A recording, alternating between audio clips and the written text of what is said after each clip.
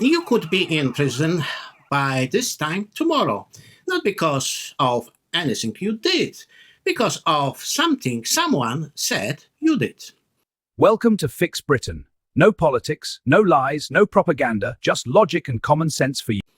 A post you made online, a misunderstanding at work, a single phone call from a neighbor who doesn't like you. It happens. More than you think. Here is what nobody tells you about what happens next. At the time of recording, Britain spends £60,000 a year to keep you there, more than a nurse earns, more than teacher earns. And by the time you leave, the system will have given you more stability than most people outside have ever had.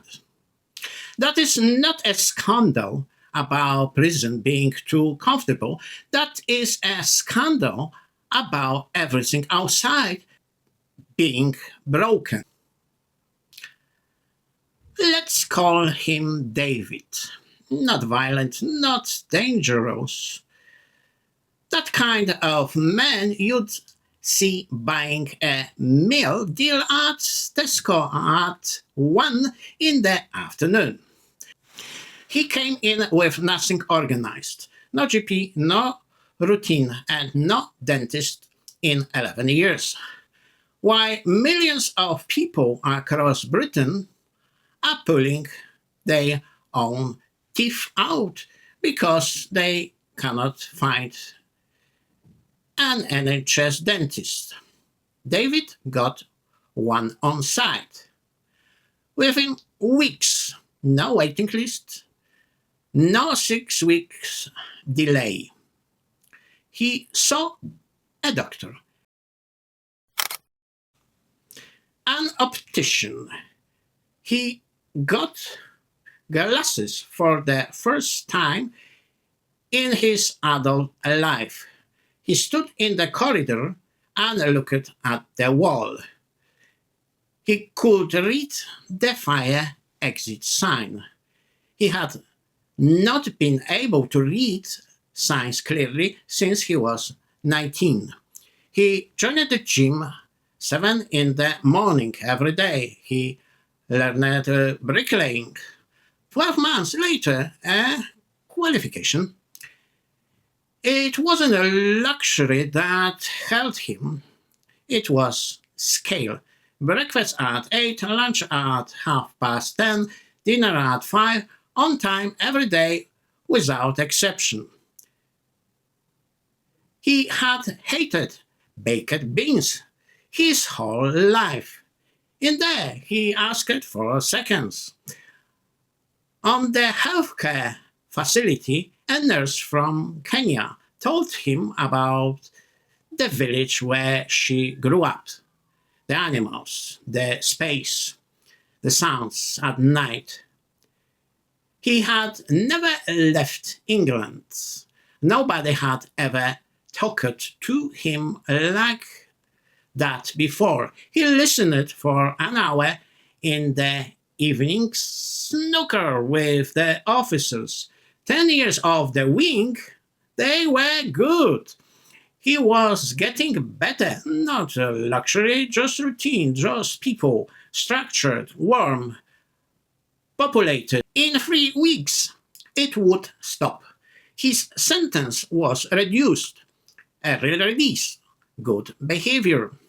He sat with that letter for a long time. He folded it, put it in his pocket, and said nothing to anyone. The system called this a success. David called it a disaster.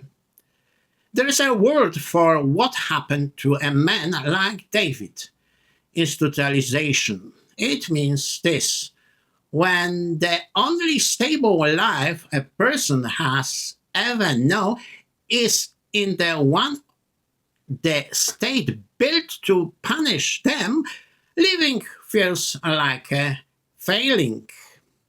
The release plan on the table was 12 pages, laminated, signed, fill it. No plan gives you the nurse from Kenya. No plan gives you 10:30 on the dot. No plan gives you someone to play snooker with at the end of the day. That almost broke you. David walked out with a bricklaying certificate and nothing to use it.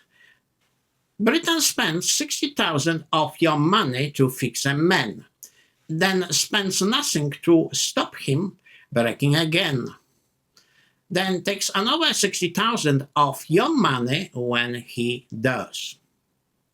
Somewhere in that circle, someone is very comfortable. And isn't David. And it isn't you. 46% of people released from British prisons are reconvicted with 1 year. This system calls that reoffending. I want you to consider another word, returning. Because the gate opens, but if nothing is waiting on the other side, was it ever really a way out? Next, what happens moment that door closes behind you? Thank you.